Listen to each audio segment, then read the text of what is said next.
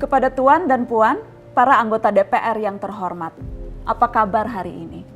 Sepertinya tak sebaik biasanya. Sama, di sini pun begitu.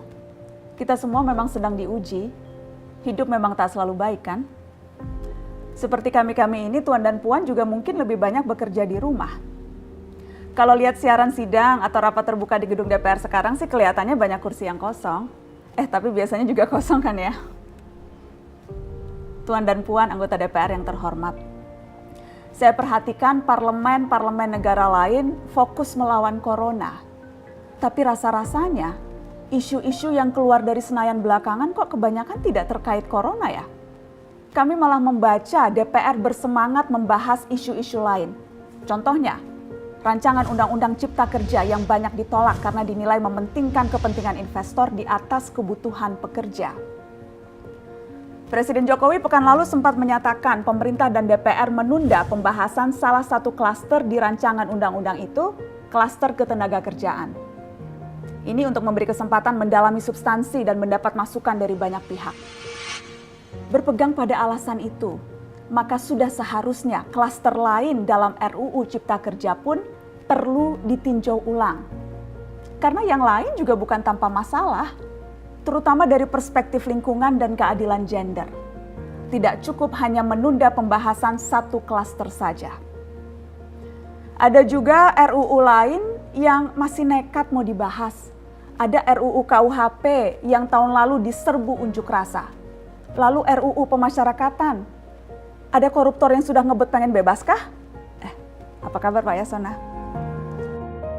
Terus terang saja, membahas undang-undang yang menyangkut hajat hidup orang banyak di masa seperti sekarang ini terlalu mengundang curiga. Gara-gara pandemi yang pada jatuh cinta saja berani menunda nikah loh. Ini kok DPR buru-buru banget kayak lagi kejar setoran?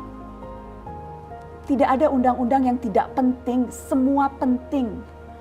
Justru karena undang-undang itu penting, aneh jika pembahasannya diseriusi di waktu seperti sekarang. Saat di mana perhatian dan konsentrasi kita sedang terkuras bertahan hidup di tengah wabah. Produk hukumnya pun berpotensi cacat bila tidak memenuhi ketentuan dan rasanya belum ada aturan pembahasan RUU secara virtual. Jika ngotot menuntaskan Omnibus Law atau RUU KUHP atau RUU pemasyarakatan, jangan salahkan jika ada yang menilai DPR tidak menjadikan perang melawan corona sebagai prioritas. Saya percaya setiap tindakan dan keputusan di masa krisis mencerminkan skala prioritas. Atau memang inikah prioritas wakil-wakil rakyat kami saat ini? Bikin ribut juga jelas tak seharusnya jadi prioritas. Satgas COVID-19 DPR kemarin dikabarkan mengimpor jamu ilegal dari Tiongkok secara besar-besaran untuk pasien positif virus corona. Satgas kemudian membantah itu, katanya ini diproduksi di Jakarta dan merupakan sumbangan Wakil Ketua DPR RI Sufmi Dasko yang akan dibagikan gratis ke berbagai rumah sakit. Kemudian dikabarkan juga jamunya mengandung bahan berbahaya dan belum terbukti klinis. Satgas lagi-lagi membantah, katanya sedang proses mendapatkan izin edar di Badan Pengawasan Obat dan Makanan. Sedang itu berarti belum kan ya? Tuan dan Puan yang terhormat, niat baik pun perlu proses yang baik. Proses yang semrawut hanya akan disusul polemik. Sementara sekarang kita sedang banyak-banyaknya menaruh harapan kepada negara. Tindak tanduk DPR salah benarnya akan selalu dilihat. Makanya sempat ramai juga warganet mengkritik Satgas COVID-19 DPR RI yang berfoto mengenakan APD saat hendak berkunjung ke rumah sakit darurat Wisma Atlet menyerahkan sumbangan DPR. Ini dinilai melukai hati masyarakat. Tenaga medis kita saja bertaruh nyawa benar karena kekurangan APD.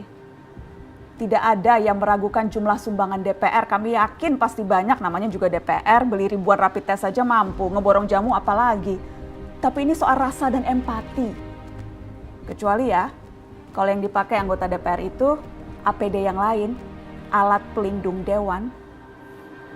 Salam hormat dari kami yang kalian wakili.